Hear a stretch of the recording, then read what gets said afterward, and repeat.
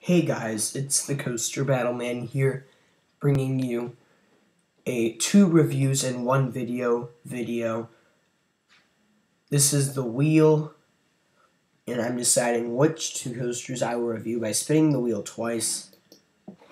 Once now for the first review, and then after the first review, once more for the second review.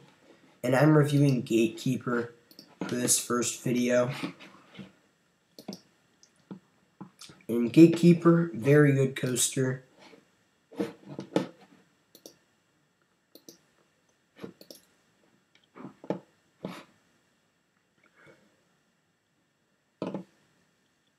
And I'm still trying to find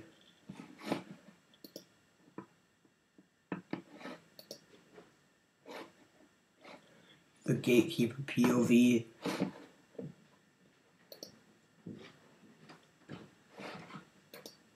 And let's start reviewing Gatekeeper here. This coaster is a B&M wing coaster and really did make the area by Wicked Twister a lot more stand out. It's a lot nicer of an area now with Gatekeeper added.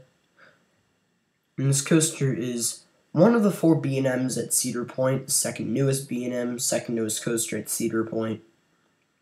And Gatekeeper was a great addition to Cedar Point, in my opinion. The wing over drop is amazing, gives some amazing hang time. Got to ride this ride several times in several different seats. And I know the inner seat is probably the seat I would prefer, because you get a lot better hang time and it's smoother. And that's why I can decide between inner seat and outer seat with this coaster, which I will do at the end of this review. I will rate the inner seat and the outer seat. And it's just element after element.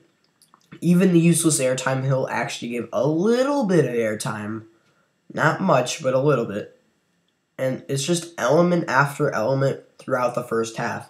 You go through several near-miss elements, several inversions. You do a nice inversion turnaround.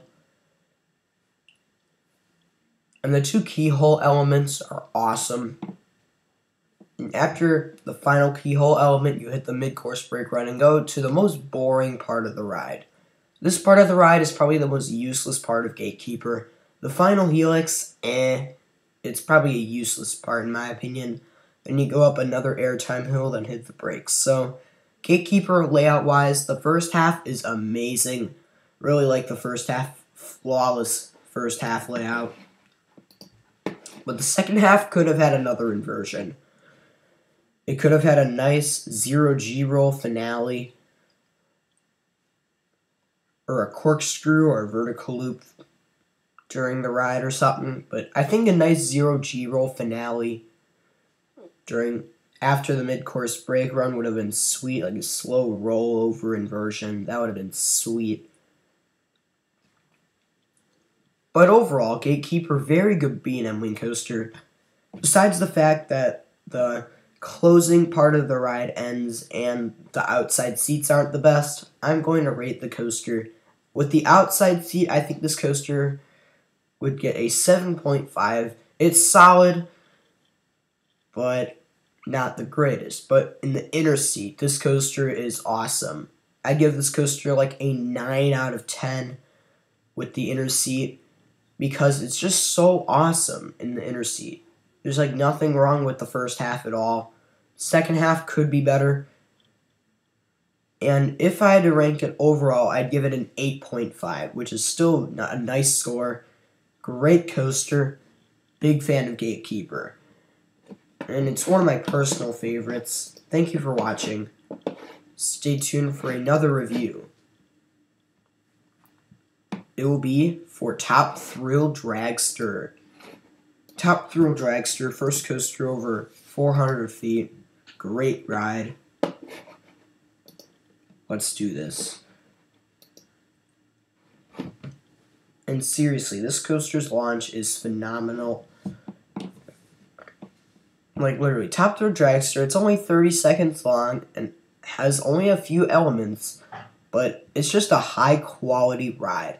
The first launch is super fast, 0 to 120 in 3.8 seconds. Then you go up a top hat, get some nice air time. Then you go down a drop with a twisting spiral. I don't mind the twisting spiral at all. And then you pass the finish line, hit the brakes, and then go back to the station area. And this coaster is awesome at night. You never know when the launch is going to happen. Very fun. And the launch is amazing.